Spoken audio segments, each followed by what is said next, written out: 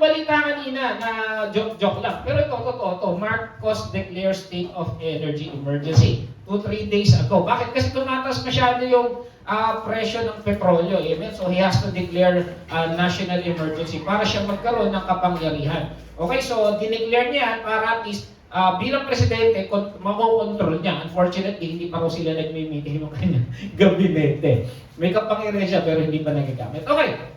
Kaya gumagawa sila ng contingency plan o yung mga measures paano mapapababa ang langis ang makokontrol. Isa sa ginagawa nila ay yung sinasuggest nila tanggalin daw yung VAT, tanggalin daw yung Oil Deregulation Act, baguhin para maging kontrolado kasi pag wala yung Oil Deregulation Act, hawak ng gasolinahan yung pagtaas ng presyo sa merkado. Pero kung yun ay epektibo at tinanggal yun, mababago, ibig sabihin, kontrolado ng Estado yung pagtaas ng krudo. Amen? So kahit sabihin ng petrol company na, hindi, kailangan na magtaas. Pag hindi sinasakay yun ng gobyerno, wala silang magagawa. Okay? So yun yung mga contingency plan nila. Tayo bilang tao, bilang mamamayan Pilipino, bilang mamamayan ng Santa Maria, may contingency plan ka ba sa buhay mo?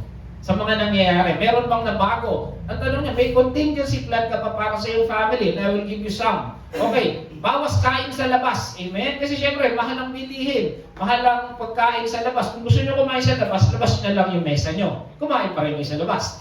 Amen? O kaya, huwag gumasa sa mga walang kwentang bagay. Yan kasi minsan nakakasira ng budget, yung bigla ang gastusin.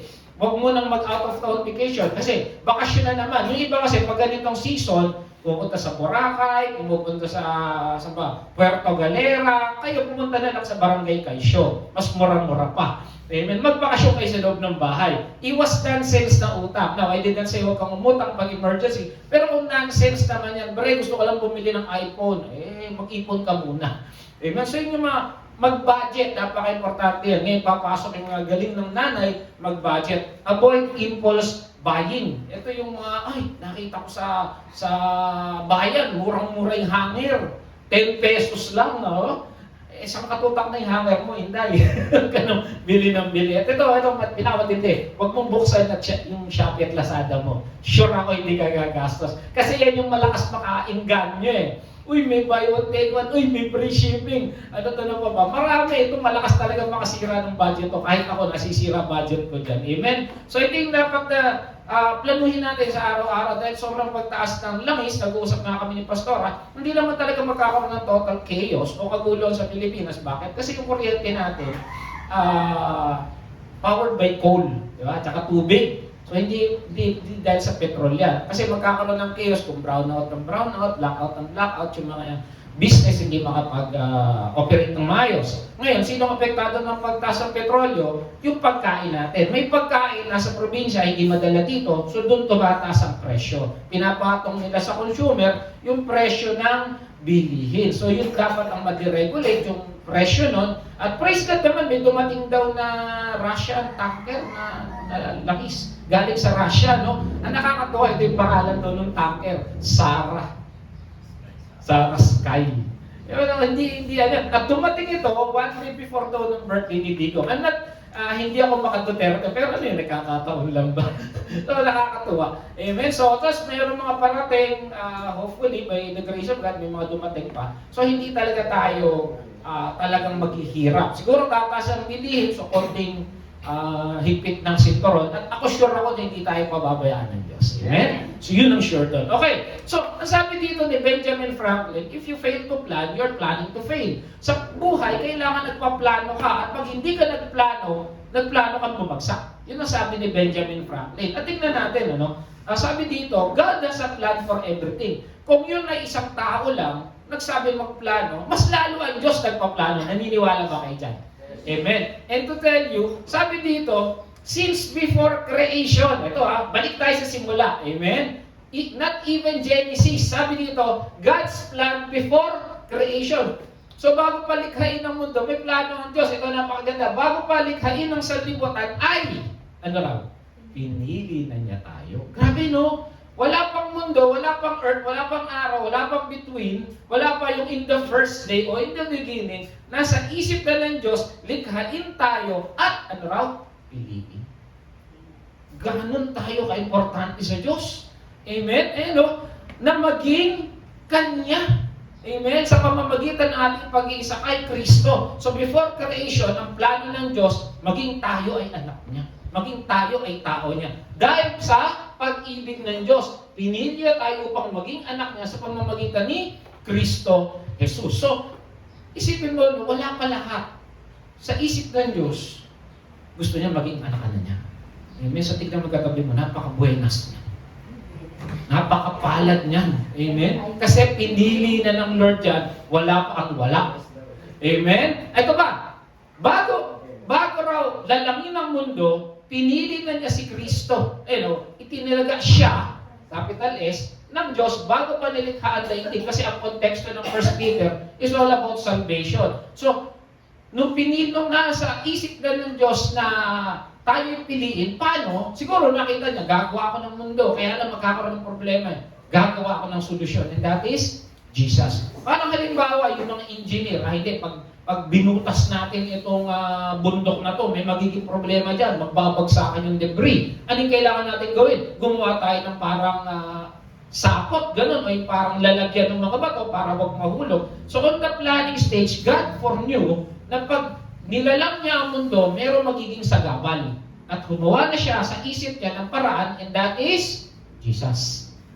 Itinalala pa, bago nilikha ang daigdig. So, tinitingnan natin dito yung mga verses before time and creation. Balik tayo sa simula. At ito nasabi sa Revelation.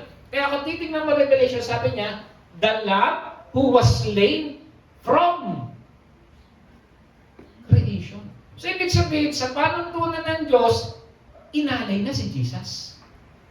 Hindi pa nililikha ang mundo. Ibig sabihin niya, hindi ka pa pinapanganak, ay pinili na, pinabura na, pinagpala na, niligtas para sa kanyang gawa. Pastor, may verse ba yan? Di ba sabi nga, for we are God's masterpiece, created to do good things. Di ba? Yun yung plano sa atin. Pinili tayo para gumawa ng mabubuting bagay. Bago pa man. So, nung nilikha si Pastor Joby, ang nasa isip na ng Diyos, gagawa si Pastor Joby ng mga mabubuting bagay. Hindi mabubuting usapan. Di ba? Yun yung plano ng Diyos before creation. So, grabe ang balik natin. So, ibig sabihin niya, sabi, pinaburan di ba pag sinabi mo pinaburan, biyaya yun. Tama? So, ibig sabihin, ang tanong, may biyaya na ba noon? Ayan. May biyaya na ba nung wala pa? Hindi pa nga inaalay si Jesus, may biyaya na ba? Tignan natin. Anong sabi sa 2 Timothy 1:9? Niligtas at tumawag sa atin para isang banal na gawain niya. Ito, niligtas daw tayo. Hindi dahil sa anumang gawa natin. O yan not by works, so that no one can go. Saan yan? Ephesians 2:8-9. Bangga sa 2 Timothy. Kundi ayon sa layunin at kagandahang loob. Ano yan? Grace. Ito, kailan? Sa simula pa. Tinignan ko sa Greek, ayunosios. Ayuniosos, tama, bigkas ko. Alam mo ibig sabihin yan? Before creation. Kasi may chronos pa yan simula pa. Chronos, aniosis, chronos time, di ba? Chronology, di ba? Chronos, aniosis. Ibig sabihin, before time and creation, ang isip ng Diyos, may grace na. Tignan nyo to sa English. Grace yan. So, sa simula pa, may biyaya na. Wala ka pa, may biyaya na. Wala ka pa, pinagpala ka na. Grace exists before the creation of the world. So, ibig sabihin, ang plano ng Diyos, likhain ka. Ang plano ng Diyos, iligtas ka. Ang plano ng Diyos, paboran ka. Ang plano ng Diyos, maging alay si Jesus. Ang plano ng Diyos, may biyaya na nung una pa. Amen. Doon pa lang tagumpay ng isang mananampalataya Amen? Kaya nga, sabi ka, nag-usap kami ni Teacher Flor, kawawa yung mga tao hindi alam yung salita ng Diyos. At sinabi rin naman ng Panginoon, my people is destroyed for lack of knowledge. At tayo mapalad, nakalimutan ko yun din. Mapalad, bakit? Kasi tayo tinuturuan ng banal na spirito na malaman yung kalooban ng Diyos. Biro mo, before time and creation, God has chosen you. Wala pa yung lolo mo, pinili ka na. Yun ang matindi rin. Sabi kanina pa ni Teacher Flor si Duterte daw may dugong dito, Chinese. Tayo rin siguro, hindi pa pinapanak yung lolo ng lolo ng lolo ng lolo ko. Pinili na tayo. Amen. And that is very, very overwhelming. Di ba? Wow, English yun. Nakakataba ng puso. Bakit? Tayo, tignan mo yung mga katabi mo, pinili na ng Diyos yan. Wala pang mundo. Amen. So, hindi aksidente na tayo ngayon ay nandito. Kaya, ang plano ng Diyos, maliligtas at biyaheng langit ka dahil sa biyaya niya nung una pa. Ang plano ng Diyos, isang araw, nandito tayo, gagamitin niya, at isang araw, makakasama niya. Anong tawag doon? Biyaya.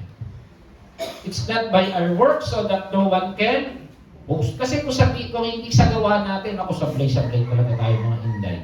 Amen? So, ang title ng pag-aaralan natin, Trust God's Plan. Amen? Nakakatuwa, yung devotion kanina ni Teacher Flor, Wings. Yung kinanta natin, With Wings. Amen? Parang Tapos, ano ba yung sabi yun? You live and you die. Tingnan natin, si Inday. Nandito yan mamaya. Ayan. So, trust God's plan. Kung may plano, Diyos, ito naman. Tayo rito lahat nagpaplano. Tama? Mga nanay tatay, nagpaplano sa buhay. Minsan may problema. Hindi ito laging nangyayari. Halimbawa, gusto mo mag-aral. Plano mo yun. Nag-aral ka along the way. Wala akong pantuition. Diba? May problema. Kadalasan, may nanggugulo sa plano mo. Ito yung gusto mo sa buhay ng pamilya mo. Kaso yung boss mo, ayaw ka talagang i-promote. Kahit anong sipag mo, may nanggugulo Ganon din sa plano ng Diyos. Ang plano ng Diyos, again, what's the plan of God? For us to be saved, for us to be with Him in eternity, to be, Jesus will be our Savior. Yun ang plano. Kaso may nanggugulo. Okay, tignan natin, Genesis 3:15. Dito nagsimula ang lahat.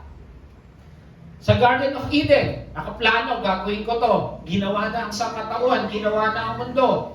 Nagkasala si Eva at Adan. Bakit? Tinukso ng dyablo. Ito na, sabi sa Genesis 3:15, ang sabi ng Lord, kayo ng babae aking pag-aawain. Binhi mo't binhi niya, lagi ko ang paglalabanin. So yung binhi ng kalaban at yung binhi ni Eva ay paglalabanin. Sino yon? That is Jesus.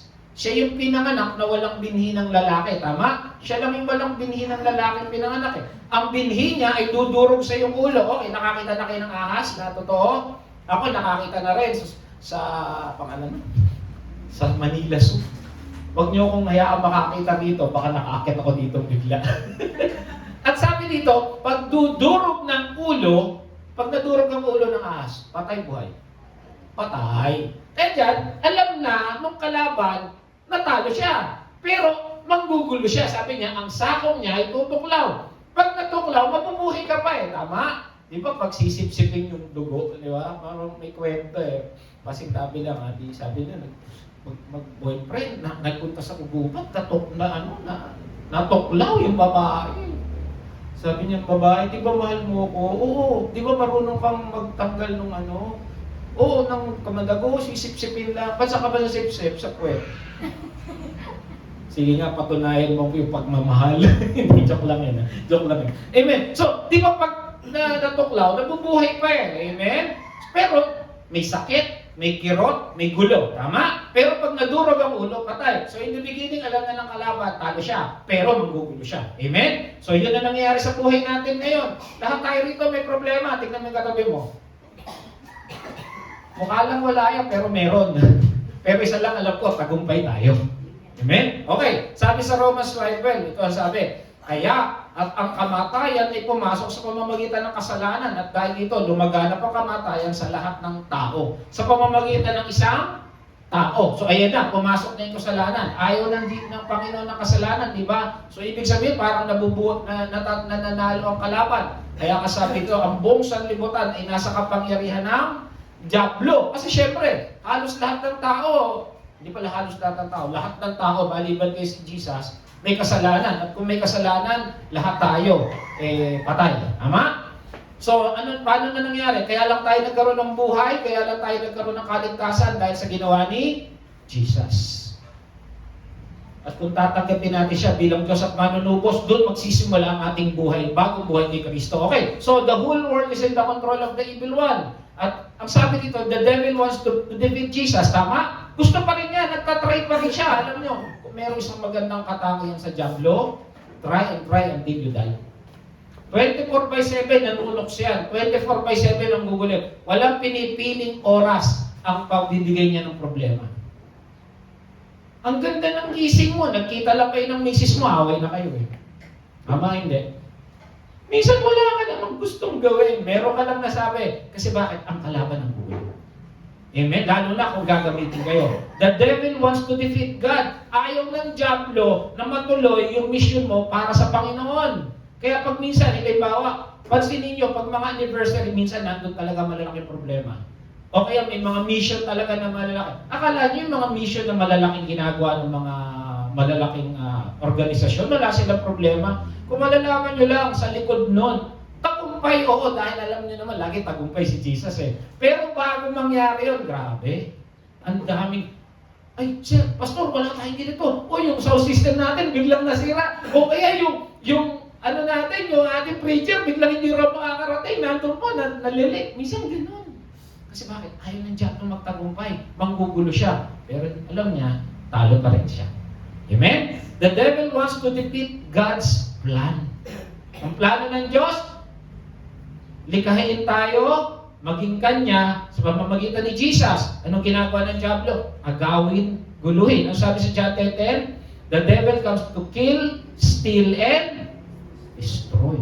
Guluhin tayo mga kapatid. Amen? Yes, we're protected by God. Yes, we have the Holy Spirit. Pero, kontrolado niya yung paligid. Tayo, hindi niya kayang saktan yung ating espiritu. Bakit? Kasi, pure na yan eh. Andiyan ang Holy Spirit eh. Pero yung paligid, pwede niyang gamitin para guluhin tayo.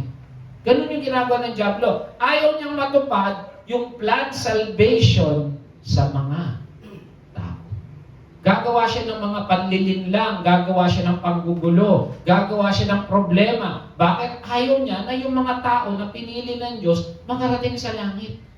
Kahit alam niya sa dulo, talo na siya. Parang sinasabi niya, sige, talo ako pero magsasama ako. Ganun ang ginagawa ng kalaban. Amen? Pero tignan nyo, no? I will tell you stories, mga 2-3 story ito, na muntik nang manalo ang kalaban. Ito yung una, si Baby Joas. Si Baby Joas, yung Facebook ni Pastor Joby. Joas lang pala eh. Joas Santillan pala yun. Amen? Si Baby Joas, ito. Nang malaman ni Atalia, papakilala ko sila sa iyo, napatay na ang anak niyang si Ahasias. Tandaan niyo ha, sinikap niyang patayin ang lahat ng kamag-anak ng hari. Take note, gustong patayin ni Atalia ang lahat ng kamag-anak ng hari. We're talking about God's plan here. Ha? Okay, ngayon sino itong mga karakter na to? Okay, no, kita nyo? Kita pa naman, di ba? Nahati ang Israel nung panahon ni Solomon sa kanyang mga anak. Nagkaroon ng Kingdom of Israel, nagkaroon ng Kingdom of Judah. Nahati yan eh. Amen? So, magmumula ang si Jesus sa Judah. Kasi Judah, kaya nga si Jesus, Lion of Judah. Okay, sa Kingdom of Israel, meron sikat na hari, Trina. Si Ahab at si Jezebel. Kilala niyo si Jezebel? Ginampanan yun ni Alice Dixon. Uy, hindi nila kilala. Sabi ni Gino, sino yun? Si Ate Ditas kilala. Si Okay Caperico. Anyway, si Jezebel. Si Jezebel, hindi nakakalaman ni Elijah, tama? Yung mga propeta ni Jezebel, doon sa Mount Carmel. Di ba? Si Ahab, ito yung masamang hari train na to. At meron silang anak, si Atalia. Pagpasama ang hari at reyna, kadalasan masama ang anak. Amen? Yan ay si Atalia. Ngayon dito sa Kingdom of Israel, dito manggagaling si Jesus. Nagkaroon niya ng isang hari, ang pangalan, si Jehoram. Ayan ha, maliwanag tayo. Ito si Atalia, masamang prinsesa, nagkaasawa si Jehoram, isang hari sa line of Judah. Dito manggagaling si Jesus. So naging mag-asawa sila. There was a time, halos united yung dalawang kingdom. Kaya lang, dalawa lang yan eh. Mahatak sa kasamaan o mahatak sa tama. Ganon, di ba? Ganon lang yan. Nagkaroon sila ng anak. Ito, si Jehosheba at saka si Asiyas. Yan. Marami pa silang anak, pero ito lang yung pag-uusapan natin. Si Jehosheba, tsaka si Azias. Yung susunod dyan, si Yakisoba. Kaya lang, di ko na sinulat. Walang totoong Yakisoba rito. Amen? Inaano ko lang kayo. Okay, so Atalia, nagkaanak. Asawa niya si Jehoram, nagkaanak sila dalawa. Sa line of Judah, dito lalabas si Jesus pagdating dito sa dulo. Okay, nagkaanak sila, si Jehoshaphat, babae ito, tsaka si Azias. Si Azias, naging hari ng Judah. Dito yan. Dito. Naging hari yan. Siya yung naging sumunod sa tatay niyang si Jehoram. Pero ang nanay niya, si Atalia, hindi mabuting nanay yan. Okay, so tingnan natin Ang asawa naman ni Azias, si Zibiah. Amen? So ayan, nakita niyo yung mga green, Judah yan. Yung red naman, Israel. Bakit brown? Pag pinagsama mo ang green at red, lalabas brown. Try nyo. Okay, so ayan. So maliwanag si Atalia masama, nagkaasawa si Jehoram, nagkaroon ng anak si Jehosheba at si Azias. Okay, nagkaanak sila ngayon. Ayan na si Pastor Joby lumabas, si Joas. Ayan. So, ang magulang ni Joas, si Azias at si Zibiah. Lolo niya si Jehoram, lolo niya si Atalia. Tita niya si Jehosheba. Maliwanag? Okay, so alam niyo na yung kwento Si Joas, ito ngayon lalabas siya si Jesus pagdating ng panahon. Pagdating ng panahon. Kanta ni Isa Sigera yan. Okay. So, in this timeline, ang huling linya ni Jesus, last line of David, kasi dito sa taas David So dito, si Joas na. Okay? Pag pinatay mo si Joas, hypothetically, wala na si Jesus. Tama? Maliwanag? Pag nawala si Joas, walang Jesus. Kasi dito manggagaling si Jesus Yan yung linya niya Yan yung genealogy niya So pag pinatay mo to, wala na. Okay, maliwanag tayo Yan yung isang pangyayari sa mundo na kung namatay si Joas, wala na si Jesus. At yun ang gustong gawin ni Lola Atalia. Gusto niya gawin. Mas machine. Ginagamit siya ng kalaban Ito yung hindi mo pala kita. Basta ito si Joas, ito yung lolo niya, yan. Hanggang dito kay Jesus. Marami kasi, maliliit ni kita. Okay, so tingnan natin yung kwento. Nang malaman ni Lola Atalia, namatay ng anak niyang si Azias, yung anak niya, kasi that time mga hari si Azias. Sinikap niyang patayin ang lahat ng kamag-anak ng hari. Pag sinabi mo kamag-anak ng hari, yung kamag-anak ni Jehoram, yung mga tribe of Judah. Kasi gusto niyang hari, anak niya lang. Anak niya, si Azias. Nung namatay si Azias, wala na Si Joas, wala. Titignan natin, wala pa si Joas Okay. Ngunit si Joas, na anak ni Azias, lola niya ay naitakas ng tita niyang si Jehosheba. Nung nakita niya, teka, yung nanay ko nababaliw na. Tatakas itong pamangkin ko. Amen. Siguro out of pity, parang nangyari kay Moses, di ba tinakas din siya? Amen. Na anak ni Aring Jehoram at kapatid ni Azias. So, okay na Nagwawala din si Atalia, gusto niyang patayin lahat ng linya ni David. Hindi niya alam yung anak niya, tinakas yung anak. Tinakas yung apo niya. That is Joas. Okay. Pagkatapos dinala niya raw sa templo ni Yahweh. Etong si Jehoshaphat mabait. Tinakas niya si Joas, dinala niya sa templo. Ano yun? At 6 na taong itinago. Okay, maliwanag yung kwento. Tinago niya si Joas. Bakit? Pag namatay si Joas, wala na. Panalo kalaban. Game over. Wala nang Christian. Kasi hindi nalalabas si Jesus Pero anong plano ng Diyos? Maligtas tayo. Tignan natin ang nangyari Ngunit sa ika-7 taon, 7. Ano ba 7? Yung number 7? Completion? Parang gano'n. Di ba? Yung 7 is the number of God. Pagdating daw ng 7 years, ang ginawa ni Jehoiada, siya yung priest ng time na yon. Ang sabi, hindi ko nakita, yung nakikita, si Jehoiada at si Jehosheba daw mag-asawa.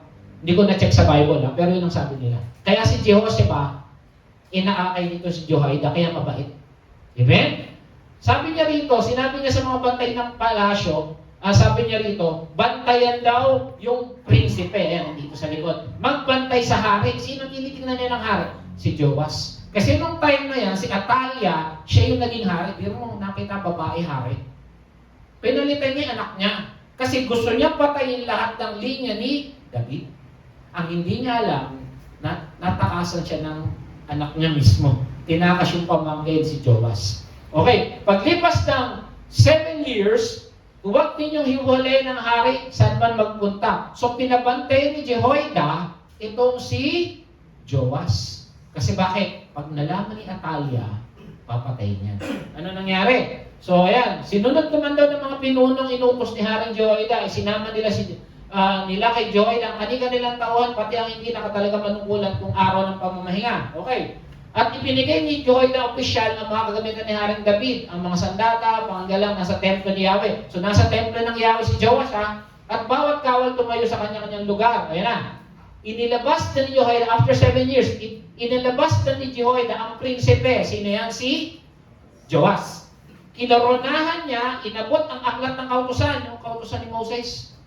Binuhusan ng langis, so inanoint na, siya na yung inano. At ipinihag na hari pagkatapos nagpalakpakan sila at nagsigawan, mabuhay ang hari. So nanalo ba yung kalaban? Hindi. Tapos siya sa mga sumunod na verse niyan, at pinatay na si Atalia. Pero there was a time, kung hindi sa tawag dito, bravery o katapangan ni Jehoshaphat, ubos ang lahi ni David. Wala nang Jesus. So, nung tinitingnan ko to, nung pinag-aaralan ko, grabe, no? Kung ginawa pala talaga ni Atalia, hindi na itakas yung si Joas, wala na. Panalong kalaban, pero hindi pumapayag ang kalaban. Amen? Kaya tumuloy-tuloy pa rin ang lahi ni David hanggang kay Jesus. Amen? So that was the time of baby Joas. Si baby Jesus, ganun din na nangyari, di ba? Gusto siyang patayin. Wala pa siyang laban, baby siya. Sabi, galit na galit si Herodes nang malaman niyang inilinlang niya mga pantas. Kaya pinapatay niya lahat ng batang lalaki. Kasi gusto niya mapatay si Jesus. Nakita niyo mga kalaban, nanggugulo lagi sa atin. Nanggugulo lagi sa plano ng Diyos. Diyos din, ginugulo pa niya. Paano pa tayo? Buti na lang, panalo tayo kasi we have the presence of God. Amen? Okay, tuloy tayo Okay, so 2 taon pababa, kapapanganak pala ni Jesus. Biro mo, massacre yan. Lahat ng may baby, may baby ka, patay. Okay, tuloy natin. Pagkaalis ng pantas, napakita kay Jose mga panaginip ang anghel ng Panginoon. Sinabi nito, bumangon ka, dalhin mo agad sa Ehiptong yung mag-ina at huwag kayong aalis doon hanggat hindi ko sinasabi sapagkat hahanapin ni Herodes ang bata upang patayin. Wala pang laban si Jesus niyan. Anong ibig ko sabihin? Kung si Jesus na mismo ang napatay ng bata, wala tayong sa-celebrate this week. Hindi holiday. Walang magbabakasyon sa Boracay. Walang palaspas ngayon. Isipin niyo yun, walang magpapapako sa kuton. Ang mas mahirap, wala tayong kaligtasan. Pero hindi pumapayag si God. Naitakas na naman si Jesus. Nakita niyo, may mga point in history pala na muntik-muntikan na. Sabihin na, tingin mo, nung muntik-muntikan na talo ang plano ng Diyos. Pero ang Diyos, hindi mo kayang talunin yan. Diyos yan eh. Kalahin mo ba namang nanay masama, yung anak mabuti? Si Atalia, ubod ng sama, pinapatay lahat ng kamag-anak ni Jehoram, pati yung mga anak ni Jehoram. Kung nakita si Joas, patay si Joas. Buti na lang yung anak niya, si Jehoshaphat, mabait. Amen? So, hindi pumayag. Si baby Jesus naman. Okay, and lastly, nung ipapako na si Jesus. Ito na. Sa 26, nandiyan yung Lord Supper. Di ba? Ito yung pangatlo. Sinama ni Jesus ang kanyang mga alagad sa isang lugar na tinawag ng Gethsemane. Sinabi niya sa kanila, doon muna tayo manalangin ako sa dako roon. Siguro Miyerkules o Huwebes. Kasi yung na siya dadakipin na siya sa Huwebes ng gabi siguro ito.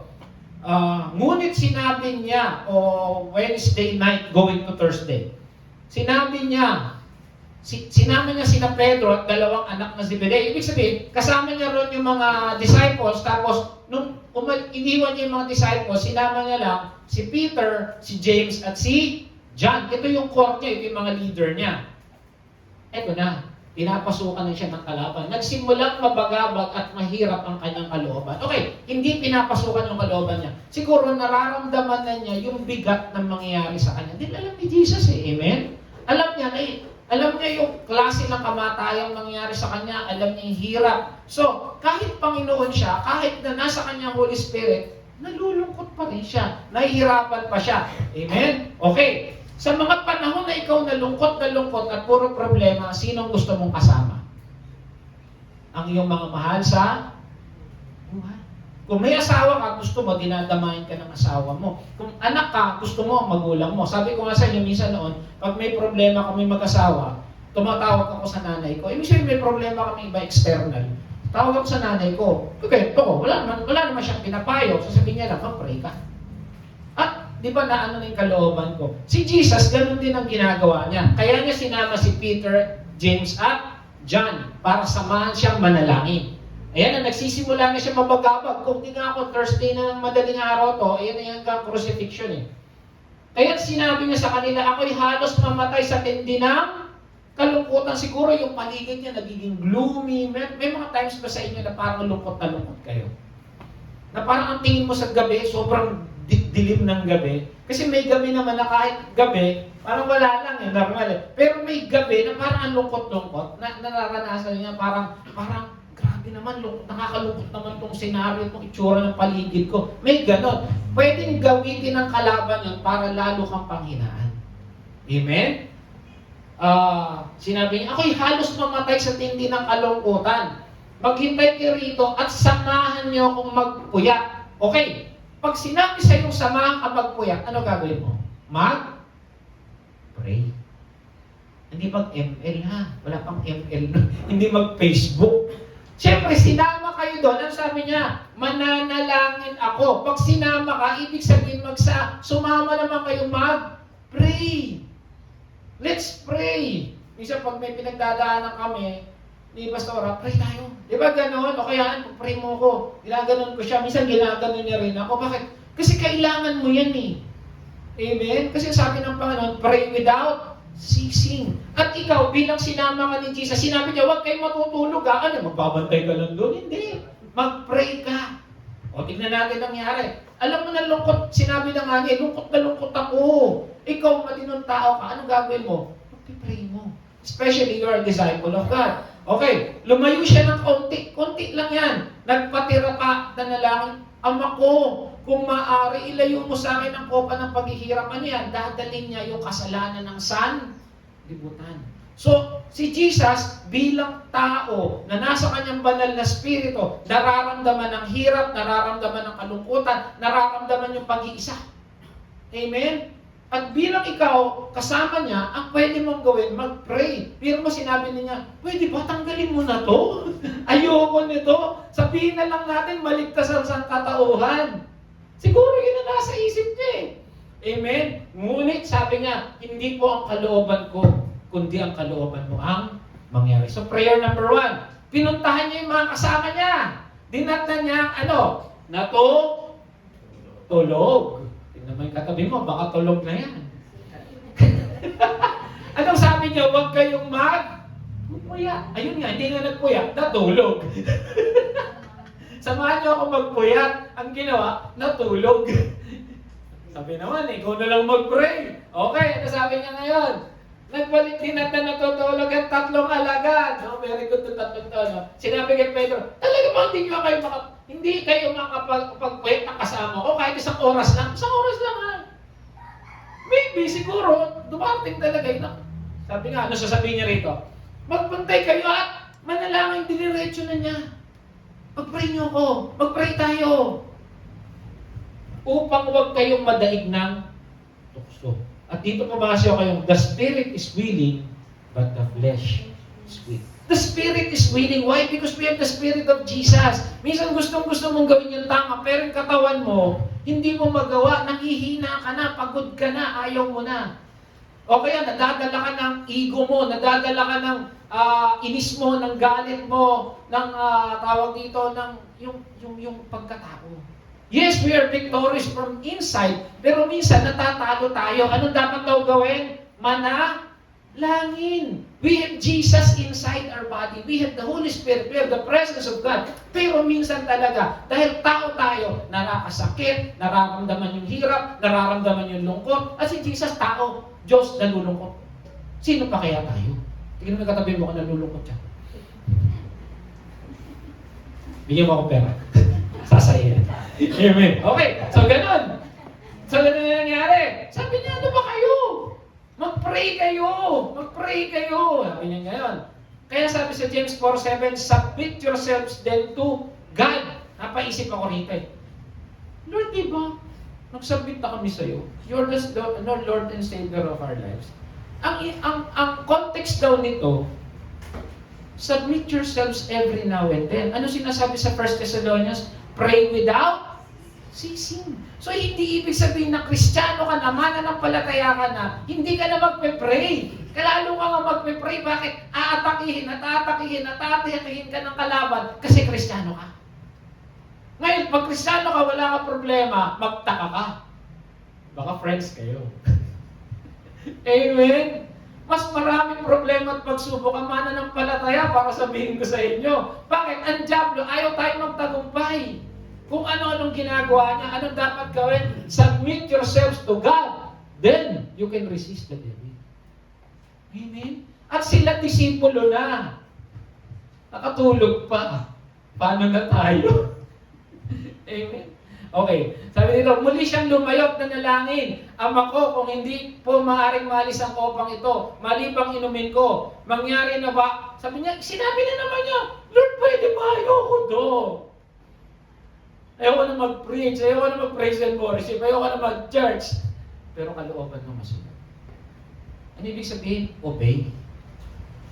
Parang kanina, tinuro ni Pastora to sa mga bata, obey Jesus. Trust God's plan. Amen? So, okay, tingnan natin. Pangalawang beses yan. Mangyaring kalooban mo. Muli siya nagbalik. Sinilip na naman yan. Nagpe-pray na kaya? Nakita na naman niya? Tulog. Amen? Sapagkat sila antok na antok. Alam niyo ba't antok na antok? Saan sila galing? Kumain. Hindi nga. Galing sila sa Last Supper. Pagkakain, tulog. Amen? Kaya lang pala nakatulog. Gabi na. Tapos bagong kain pa. Tulog talaga yan. Iniwan niya muli 3 alagad. Siya'y nanalangin. At yun ang kanya uling sinabi. So, ibig sabihin, 3 beses niyang sinabi, Lord, baka pwede. Bakit? Kasi tao rin siya.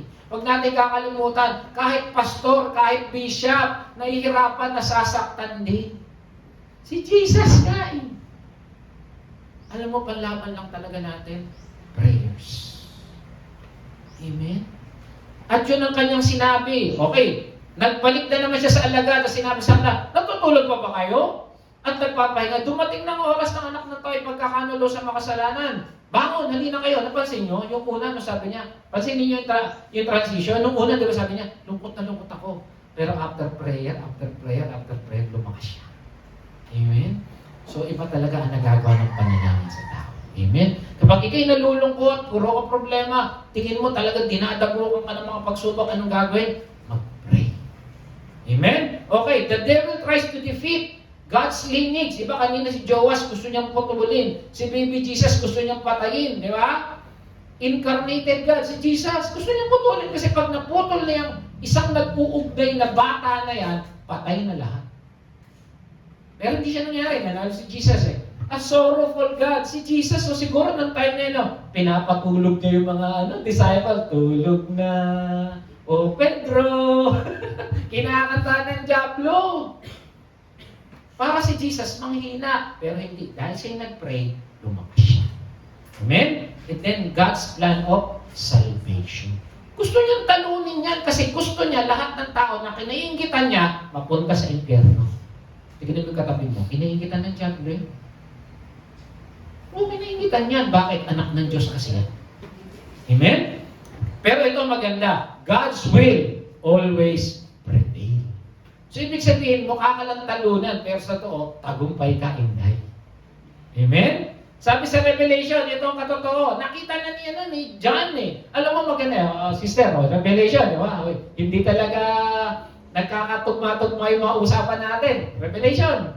Hindi natin pilaan na yan, lumabas.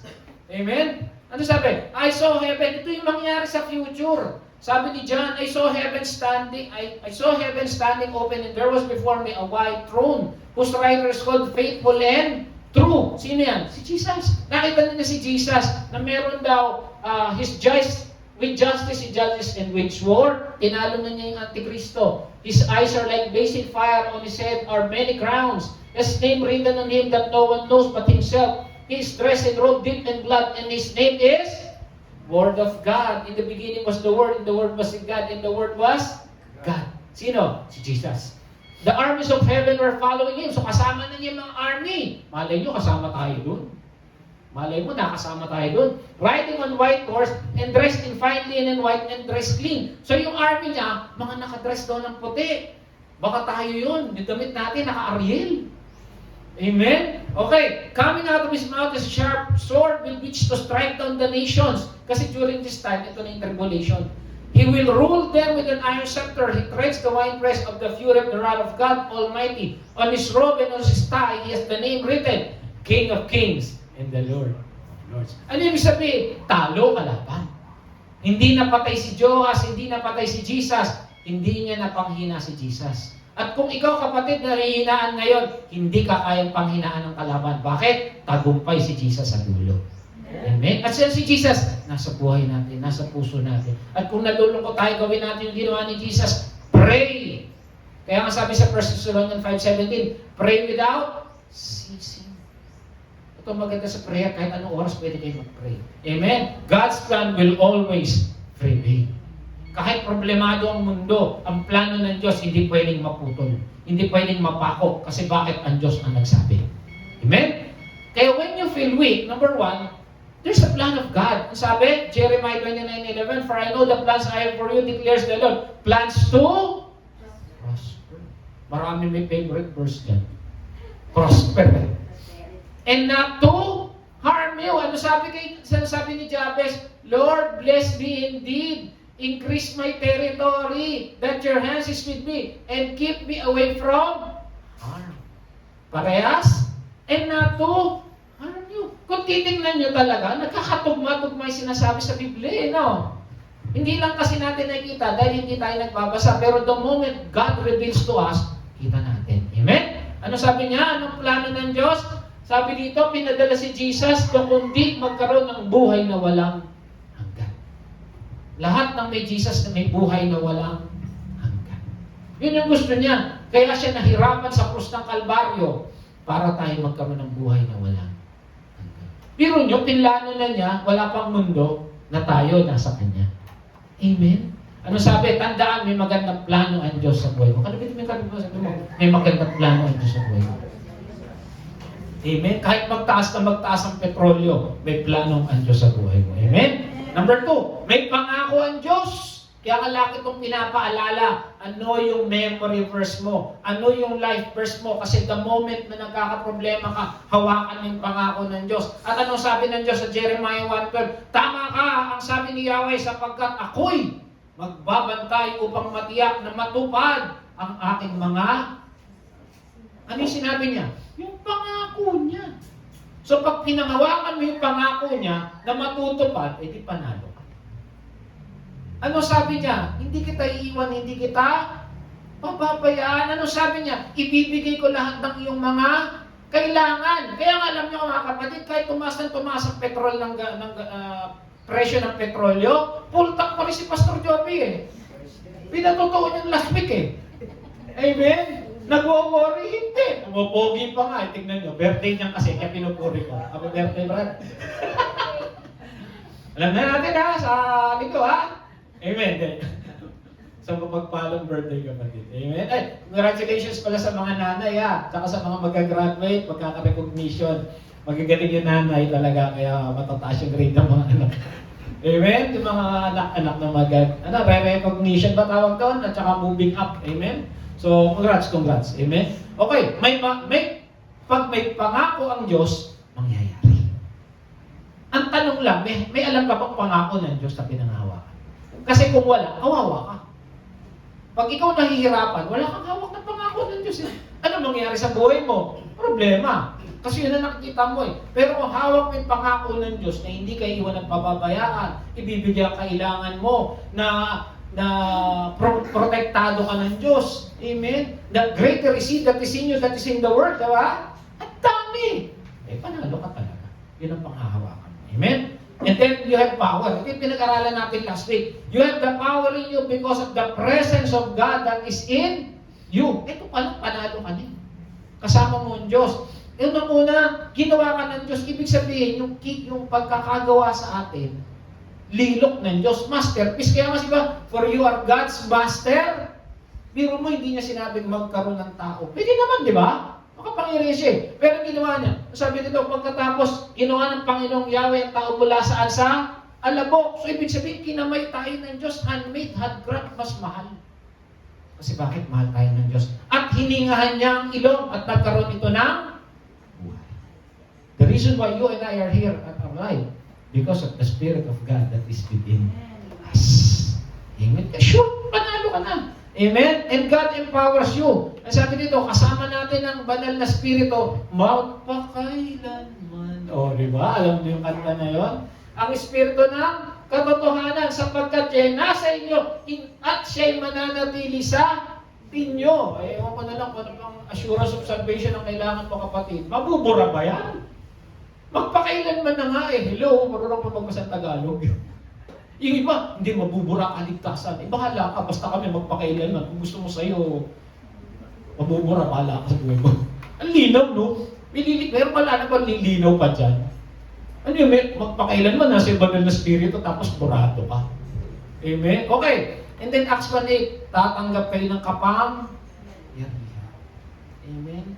Ano sabi ng kanta? For all you've done. Tinalakay natin kanina, di ba? Ano yung sinabi? Still. Tinalakay kanina ng devotion. Magkakatagni-tagni yung gawain ng Panginoon talaga. Amen? Tatanggap kayo ng kapangyarihan pagbaba ng banal na spirito. Asan ang banal na spirito? Tingnan mo ako nasaan. Nasa iyo. Kaya hindi ka makatalo ng kalaban. Minsan nahihirapan ka, oo. Kasi tinitira tayong kalaban eh. Para huwag kang tumayo, huwag kang kumanta, huwag kang mag-pray, huwag kang mag-church.